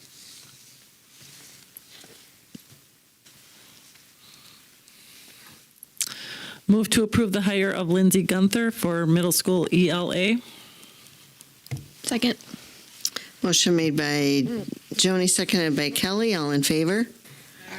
Opposed? Motion carried. Thank you. All right, seems like deja vu asking for a business ed teacher again. So we, as you know, the most openings in the state when I went and looked at it were in business education. So a lot of places that didn't have ag, or they just cut agriculture because they couldn't find anybody in some of the cities and things like that. But business ed, people are really still looking for them. Fortunate enough that one of our teachers' sister-in-law is the program director at UW Stout, and I've been in contact with her quite a bit. And there's a current student that we're looking to approve tonight. Brennan Burkhart actually lives in Sparta, or is from Sparta, is going through the program. He's 16 credits away, but he has work experience outside of education. And the licensing in the CTE department changed about 2 years ago. So real world experience counts as far as getting a license. And he worked for a financial Northwestern Mutual, I believe it was, for a while. But he will be finishing his degree. He's as close as he is. So we're excited to get somebody in there. He went with us to the PLC Institute, as did Lindsay as well. So I think Brennan will be a good addition. It's nice that Sherry will still be in the building 50 feet away. She will still be doing most of the yearbook this year, transitioning that over to him. He'll be in there as well. So we have some good things in place there. And Sherry's just a consummate professional. She's unbelievable for us. So as she takes on her new role, she's really concerned about business ed, which I like, but I'm going to, it'll be a good match. It'll be a good mix for Brennan and for Sherry as well. She'll feel like it's left in a good spot because she'll still be there during that transition. But I think Brennan will do a nice job. He said it's really what he's always wanted. He ended up with school at Stout during the pandemic. Things just weren't as easy as it could be, but his supervising, the program director will supervise him as well. So she said she believes in him wholeheartedly, and he's actually going to take 6 credits this fall as well online. So he'll have a lot on his plate, but we'll do everything that we can to make sure that we have a smooth transition for him. And I feel like we have a great plan in place, and Sherry and I have talked extensively about it as well. So looking for approval for Brennan. I'll make a motion to approve the hire of Brennan Burkhart as middle school, high school business ed teacher for the 23-24 school year. Second. Motion made by Lisa, seconded by Joni. All in favor? Aye. Opposed? Motion carried. Sign language interpreter. I feel like we've been pretty fortunate this year. I believe it was about February I shared with you guys that we would be posting for a sign language interpreter, and we were reposting speech, which we filled last month. The sign language interpreter, there have been countless positions. I know there are over 20 open right now in the state, and we had this application pop into us from Josie Keeler, and she is just finishing up her program at UW Milwaukee, and just finishing up her program there. She has taken all of her sign language tests. Her last stage of this is to take some tests that she actually has to interpret and sign. It's all recorded. It's rescored in Wisconsin, and then is sent to Texas as well and scored to confirm that she meets all the requirement for DPI certification in this. From what I'm understanding from her references, she's going to have no issue. She is going to pass this, and it won't be an issue, but we will start her on a emergency license until that's taken care of. She looked at this position. She looked at 20 plus other positions across the state this year, and really likes the way that we have this set up, and got a chance to meet the team, got to meet the student that she's going to be working with, and feels like this is going to be a really good fit for her. So this is actually, the contract this year is actually an 85% contract because the student is in 4K, and then in the future would move to a full-time contract. So those Fridays, Josie will be helping out with some other things this year, but that's what the contract is for at this point in time. So we were incredibly thrilled to have her, incredibly excited to have her on board. This sounds like a really ridiculous question, but is she a teacher and an interpreter, or is she a sign language interpreter? How does that work? She is a licensed sign language sign language interpreter through DPI. So we are treating her as a teacher with a teacher contract. Okay. But she is an interpreter and will be in the classroom with whatever teachers the student is with.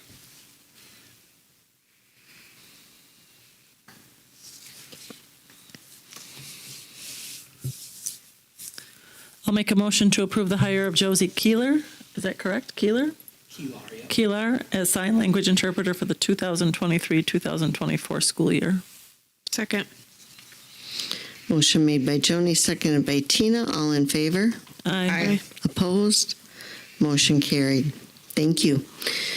Administrative reports. shorter tonight with just two of us. Josh has added some things in there with the seclusion and restraints as he usually does. 0 this year. Some information on the forward exam, ACT and Aspire. Those results will be mailed out to families soon for the forward exam. Still embargoed at this point in time, so we can't share on that. And then a reminder about the Cardinal Hall of Distinction for 23. So if you would like to nominate somebody, the process is available online. Go ahead. All right, thank you. Mr. Mullenberg. Thank you.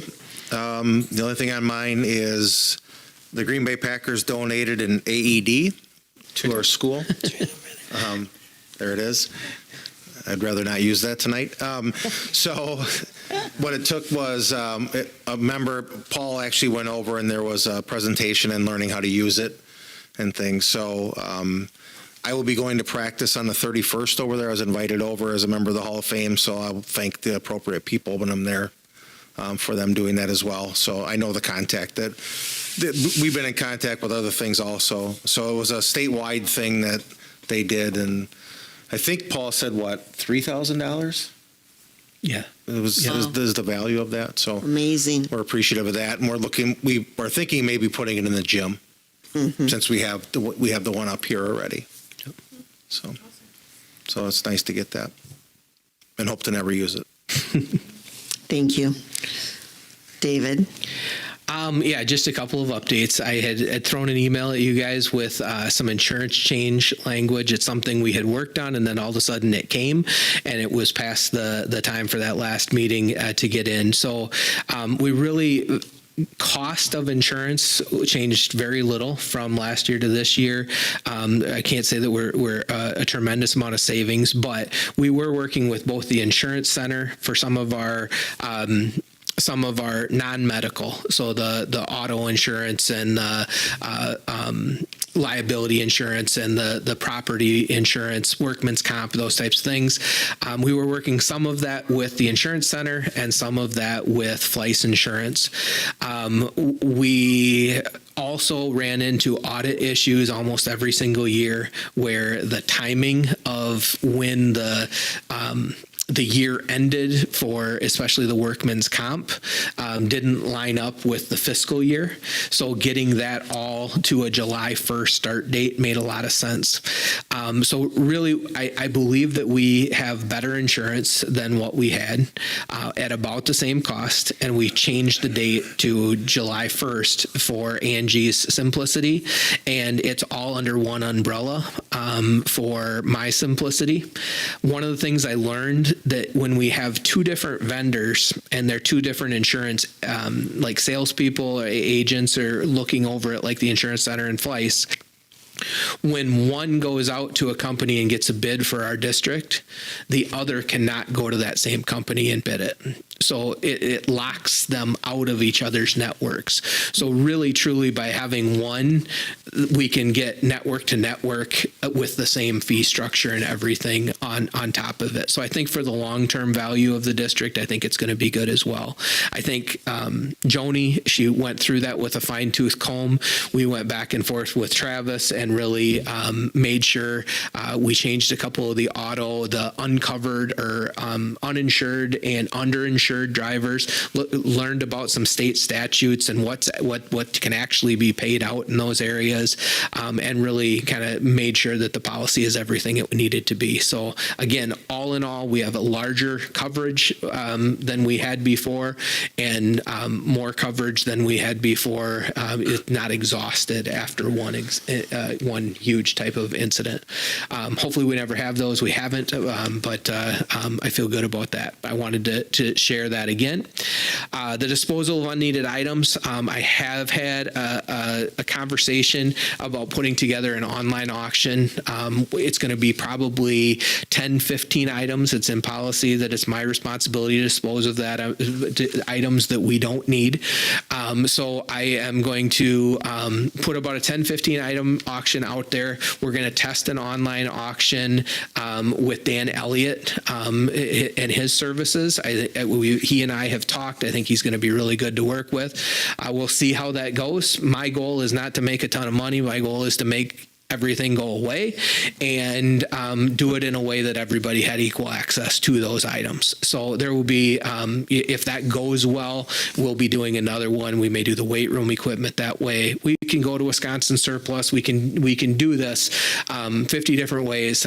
In talking to a couple parents at graduation parties, they were talking about Dan's process, and it really makes sense to me to be able to try to do an online auction.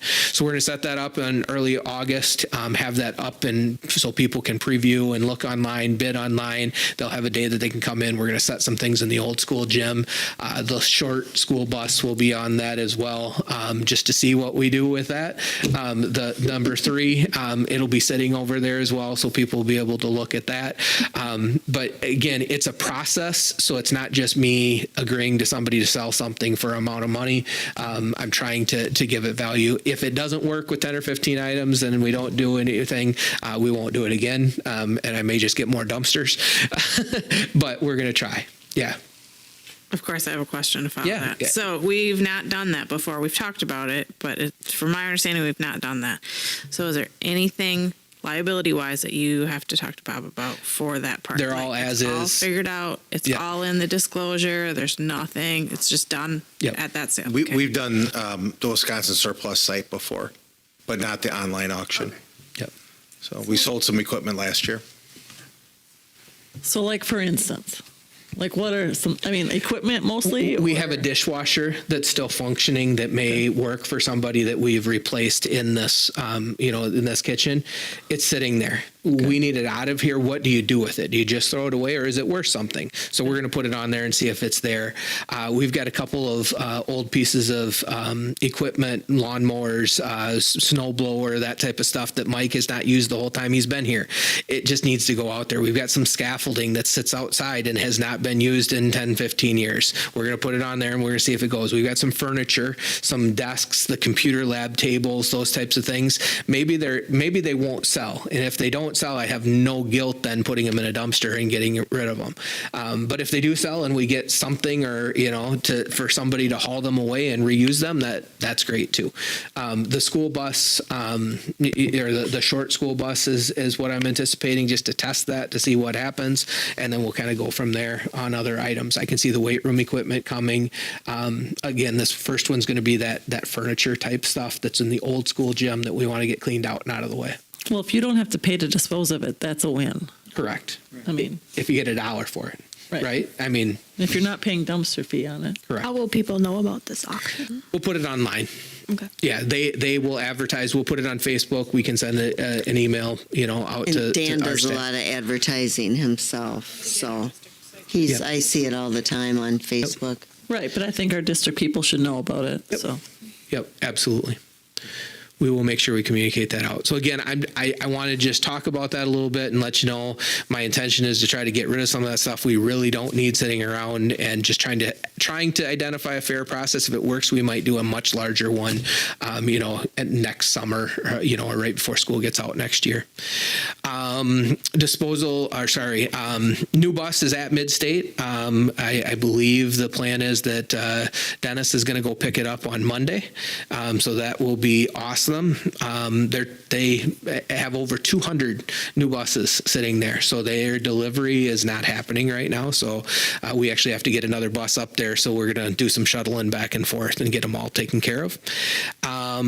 The Dutch Creek Bridge closure. I did have a meeting. I was invited to a pretty small meeting at the township this week to be able to actually walk through Dutch Creek Bridge. There's a lot of concerns about that being closed during the summer for our buses, for emergency management vehicles and all those things. They have come to a solution. The road will be closed. They are going to allow our bus and emergency vehicles through on one lane throughout the whole time of construction. So our routes won't be affected. Families will still have to go around.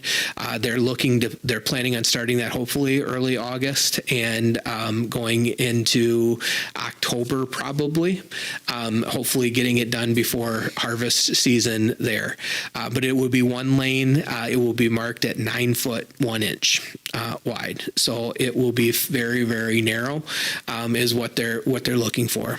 I appreciate them working with us to be able to continue to get buses through there, working with first responders, and support them in trying to get that done as soon as possible. Transportation requests, 23, 24, just a kind of a reminder to anybody listening. There's been an email sent out on that. It's really important. If you want to be on a school bus this year, that you are filling out that form for each student, not just one per family, and being very clear and filling it out completely so we can get everybody routed properly. The PLCs at Work conference was last week, and I think next month we'll talk a little bit more about that. We'll have Kelly share a little bit about her experience as a board member, being a part of that. Just a great group and some fun experiences in Madison this year, and I think we had a good time and a lot of great learning. And then again, just a heads up, you guys know we're going to close session at the end of this meeting, but hope to have the compensation set for board approval at our August meeting. The state budget has been finalized now and signed into law, so we can really dial in and make sure that we're doing what we need to be doing for our staff and for our district. So, any questions for me? Thank you. Any questions? All right, thank you. So removal of items from the consent agenda. Consent agenda tonight includes current openings, annual declaration of and parent notice of our district's student academic standards for this following upcoming school year, renewal of our Neola board policy services, Fund 46 account transfer. David has a little narrative there. Elementary school handbook for the upcoming school year. And it looks like hiring of a couple of high school assistant track coaches. I guess I have more questions on the Fund 46. So in order to ask those questions, do I have to remove it from the consent agenda? No, I don't think so. I mean, you can fire away. I guess I just, obviously I'm going to sound biased because I believe in community banking. But, if we move this to, where are you trying to move it to? PMA. Well, it's to the WISC account, but PMA would manage it. So are we paying fees on this every year? I mean, are we paying, obviously we can't spend it for 10 years and we've got, 5 years in, 4 years and 9 months or something like that in, or? We can spend it next year. January 24, I believe. We can spend it. Okay, so are we putting it in something extremely liquid? Are we putting it in something that's getting service feed? Are we, I guess I kind of want to know. Obviously we didn't earn much before, but nobody was earning anything a year ago. Right. I mean, they have quadrupled in the last year. So I just want to make sure we're comparing apples to apples. So, I want to make sure this fund is secure. I want to make sure it's accessible. I want to make sure when we need to repair our roof, it's there. And I also just want to remind people that, our local banks, our local funds, our local everything. I just don't want all of our eggs in one basket. So I guess those are the questions I had, if I rattled. Yeah, and I think, I think in general, the transfer to Fund 46 stays a Fund 46, so our dates don't change. We're not pulling it out of the Fund 46. It still keeps its Fund 46 designation. This is from conversations that Angie has had with her peers, I've had with my peers, that many folks are taking those Fund 46 dollars, they're putting them into the PMA type accounts that are being managed similar to our referendum dollars. Our referendum dollars, we do have some of those locked in some long-term securities or long-term treasury bonds and those types of things, and some of it is just in liquid assets. The liquid assets funds, obviously, as Joni said, said, are performing really, really well right now. When we talked to Josh about this a couple weeks ago, his intention would be just to leave it as that liquid right now, monitor the market, and when it became advantageous to lock it in, we would have a conversation about locking that in at that point in time. But right now, it would be just getting it into that liquid market. I guess I don't understand how we would lock in Fund 46 money, because how do we predict? I mean, if you locked it into something that had a term to it and you needed to pull it out to fix whatever, how can you lock it? You can always get it out. There's just a fee with getting it out, just depending on what it is. I think what we're looking at, with the referendum right now, coupled with the referendum, is I think we're going to be a couple years before we have to get to that Fund 46. Well, we hope so. We hope, obviously we're planning as it stands, it would just be simply transferred and stay in a liquid fund right now, which is where, there's a good $3 million of that money in a liquid fund right now, ready for the next payment to Nexus of the referendum dollars. So I guess to clarify then, that money, when you're saying we could make almost up to 20 in interest this next year, is that money, obviously the higher the amount on there, the higher or the quicker it compounds and stuff like that, is your numbers in comparison on Fund 46 only, or is it because it's being compounded with other liquid funds? It would be separate from the referendum funds. It's a separate It risk has to account. be. Yep. Right. It absolutely has to be. So it's going from a 2% investment right now to must be 5-6%. I'm guessing 5 what to they're 6. Where is it now? First National First National. in a money market account. Currently, it's local. And originally, when we set this up, we talked about how we were going to use it, and we put funds in there, and we're saving that. That is benefiting us, from my understanding, back when we learned all about this fund. And did we put into this year? We Again? have not, but I will We tell you what plan that to. is at the next meeting, and I'm anticipating it being about 130 to 150,000. So we plan to put more into this, and there are no restrictions on what we can make on those funds. There are no rules behind that fund in. It just has to be separate. It just has to be We have to held within have so a many years. designation list Yeah. of what we can use it towards. We had to pre-approve what it can be used for, basically. The roof, anything that you could possibly think of as a possibility, you throw on there on that list. So if you would need it, you could use it towards that. We have a list. And it's a long list of possibilities. Facilities, really. Yeah, it's all facilities and capital Yes. improvement type things. Joni, I understand. I'm looking at it from, you're right. Angie and I are not looking at it from just a local banking standpoint. And I think that's a very valid point. We have, those folks are supportive of our district. We recognized those institutions last year for their support of our district. We were looking at that, and as we talked to our peers, the difference is kind of I get it. There's an opportunity there. So, we can go either way. And I would say if we want to vote on that separate, we should pull it. If you want to vote on that separate, I'm 100% good with that motion to move that out of the consent agenda, and then you can vote on it that way. And this wouldn't have to be decided, if we pulled this out, it wouldn't have to be decided during this meeting either. It could come back at a, is this on a time restraint? we have Only the- because I'm thinking, Right. we don't have the full board here tonight either, and maybe we want more conversation. I think you could very easily table it till the next meeting. We'll make it won't just be a consent agenda item. It'll be a discussion item, and we'll vote with the full board. I think that's completely appropriate.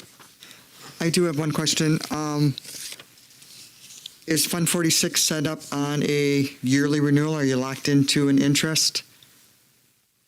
No. That basically, so it's floating?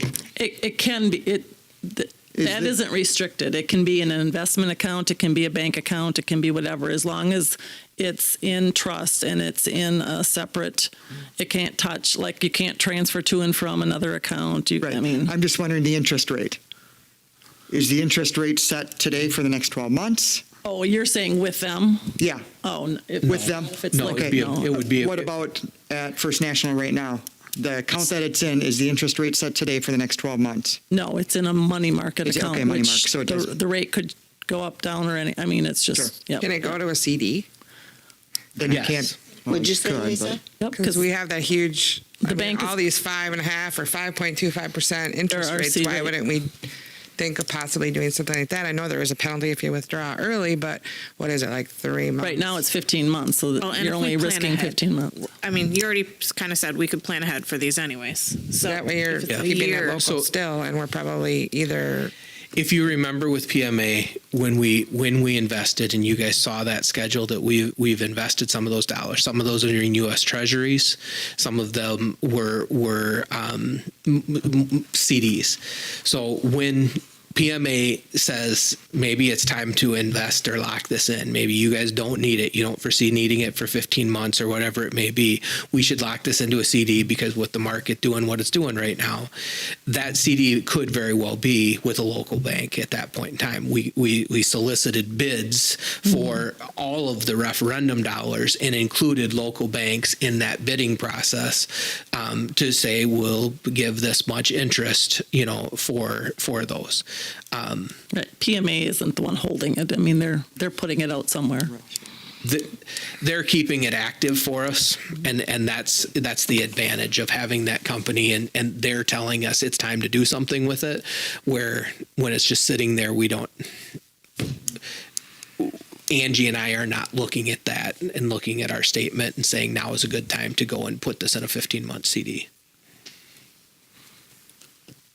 just my opinion, but if the interest rates are the same or maybe even slightly better, I think it's probably more beneficial to keep it local.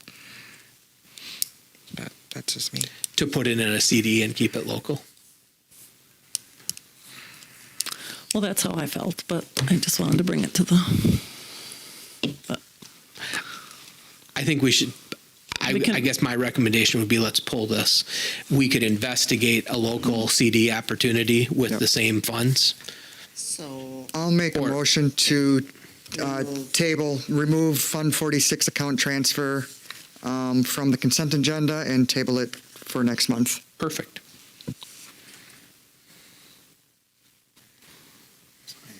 Second.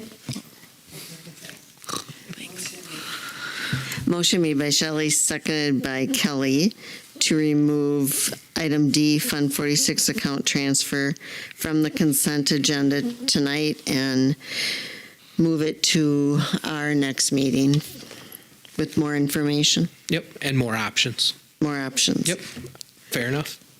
Thank you. Thank you. Oh, all in favor, sorry. I Opposed? Motion carried. Thank you. All right, the rest of the consent agenda. Any other? If there's no other discussion, I make a motion to approve the consent agenda as amended. second. Motion made by Shelley, seconded by Joni to approve the consent agenda as amended. All in favor? Aye. Opposed? Motion carried. Thank you. All right, adjourn to closed session under Wisconsin Statute 19.85, para 1, para C, para E. So Just a note, we will not have action after closed session, so we will stop recording and we'll get the end time to Jean tomorrow. Okay. I made a motion, Tina second. Okay. Motion by Shelley, seconded by Tina. We'll start with roll call vote with Joni. Aye. Aye. Aye. Aye. We are adjourned to closed session. I know. Remember what to do.